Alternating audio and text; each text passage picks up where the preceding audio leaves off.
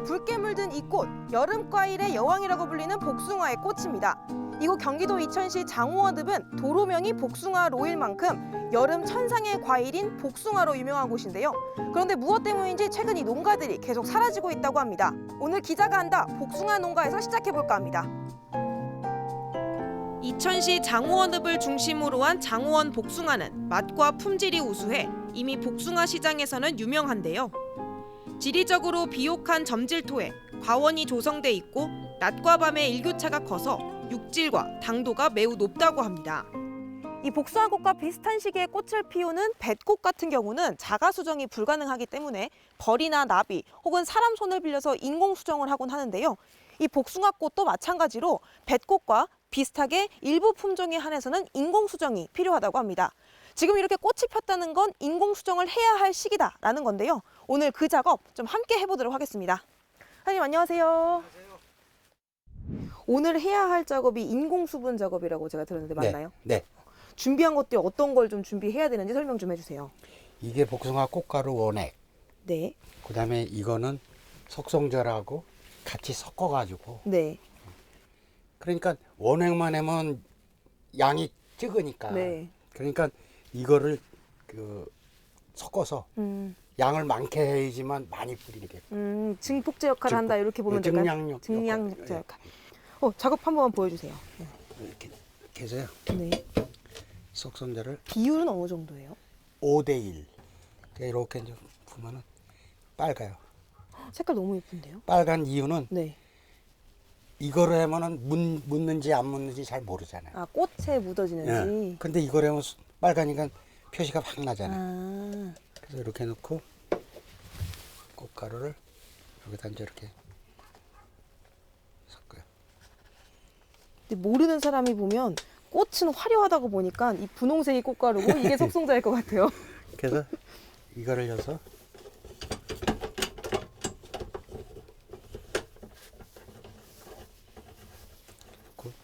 이제 틀려. 대개 2번만 하면 됩니다. 그럼 이제 다 나갔어요. 이러면 네. 어떤 현상이 났냐면 이렇게 됐어요. 오, 여기 가운데 이렇게 다 모여 있네요. 이게 꽃 같아요. 그러니까 이러니까 네. 한 번을 더 해야 하는 거예요. 아, 잘 안 섞여서. 어. 그럼 제가 이번에 도와드릴게요. 네. 끝에까지 안 남게 이렇게 계속 휘저어야 되는 네. 거죠? 이제 거의 다 빠진 거예요. 거의 다 빠졌어요? 그러네요. 이제 아, 이 놔두고. 밑에 것만? 이제 진짜 가운데가 없어졌네요. 노란 게 없어졌죠. 네.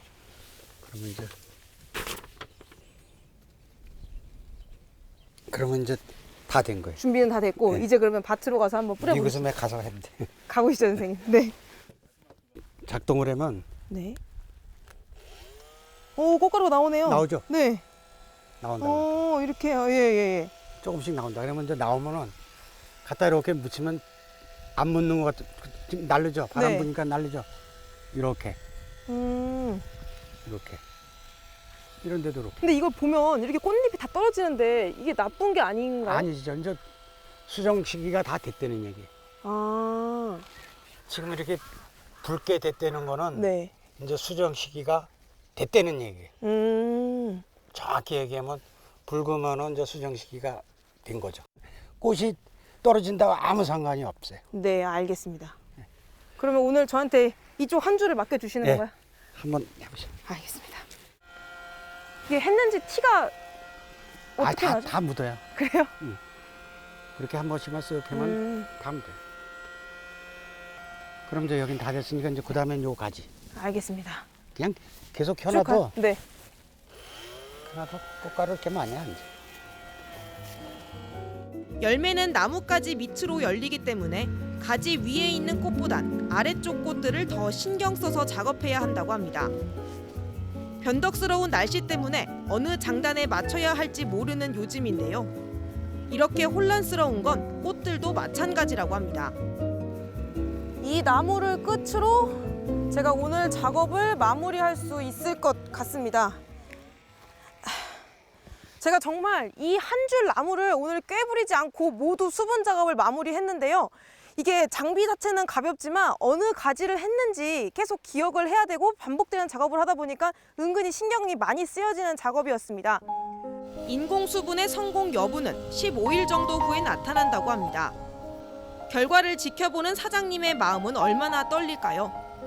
소비자들이 알아주는 장호원 황도를 키운다는 자부심 이면에는 매년 반복되는 난관을 겪으며 과연 올해 작황은 어떨까 하는 걱정스러움이 차지하고 있습니다.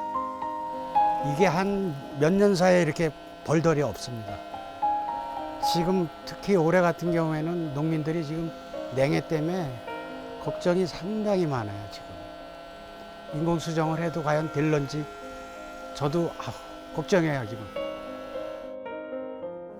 기후변화는 곤충들의 개체수와 농작물들의 생육 환경마저 바꾸어 놓았습니다. 인간에 의해 망가진 자연 환경의 이 피해는 결국 인간에게 돌아오게 돼 있는데요. 지금 필요한 건 인간들의 희생입니다.